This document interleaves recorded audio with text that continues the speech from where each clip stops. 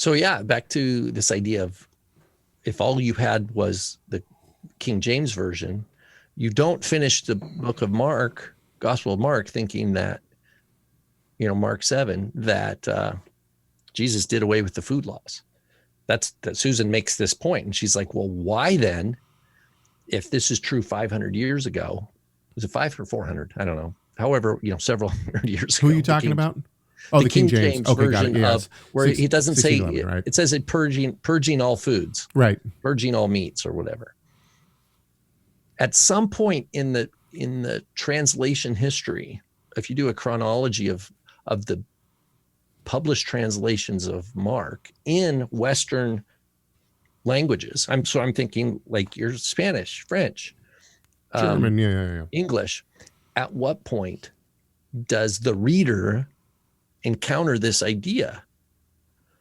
And I think in English, I don't think it's until the late 19th century. I think it's only about 100 years old. Correct me if I'm wrong on that, but I think it's probably not older than 150 years.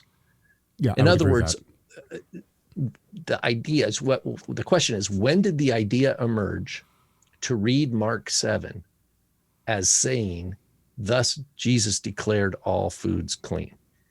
And my basic contention is that it's pretty recent. Yes. In 2,000 years of apostolic writing history, it's a pretty new idea. And so I think Susan's right to ask this question. What does Coverdale say? But I think she pointed out, did she point out that even the newer King James went and modified it? I don't have it. The way to do it would be to go to, is it Bible Gateway, where you can see like all 50 translations? Yeah, I'm looking right now in accordance. What does Tyndale say? Is it Mark 7:19? I'm going to do Bible Gateway. Mark 7. I put Tyndale. This is one of my frustrations with. There's no way around it. But one of my frustrations with accordance, you put Tyndale in, and like everything that's published by Tyndale House comes up. Okay. Oh, look at this. Whatever the AMPC is translation, it says he was declaring all food ceremonially clean. That is, abolishing the ceremonial distinctions of the Levitical law. Oh my goodness, that's a Bible. Who says that? The AMPC, which is the Amplified Bible Classic Edition. Yikes, mundo. That's that's not a translation, folks. So like Darby, yeah, purging all meats. Yeah. So Darby's an older translation.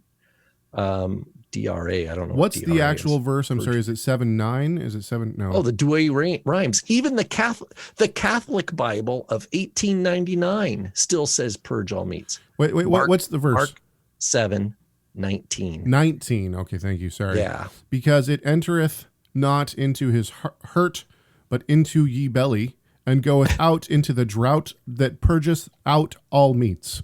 Which one's that? That is the Tyndale Bible. Tyndale translation.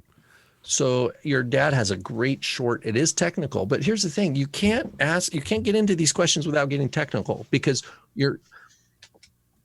there's the realm of the who's the audience. If the audience is just the English reader, then that audience is limited to the translations that they have access to. If someone is reading the original language, then they have a different set of questions that they bring.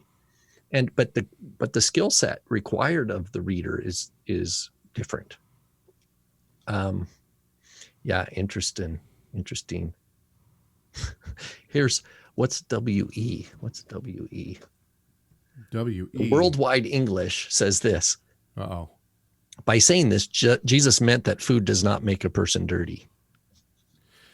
See, I think that here's the thing, is that personally for me, even if it says thus declaring all foods clean, let's pretend that that's the valid translation for that verse. I don't think it is, but let's pretend that that is the valid translation. I still don't think that it means what people think it means.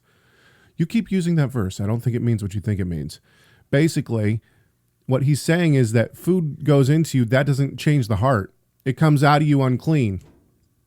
That food comes out unclean, but what goes into what goes into a person, into the heart, that's what makes a person unclean, like spiritually unclean. That's what he's talking about.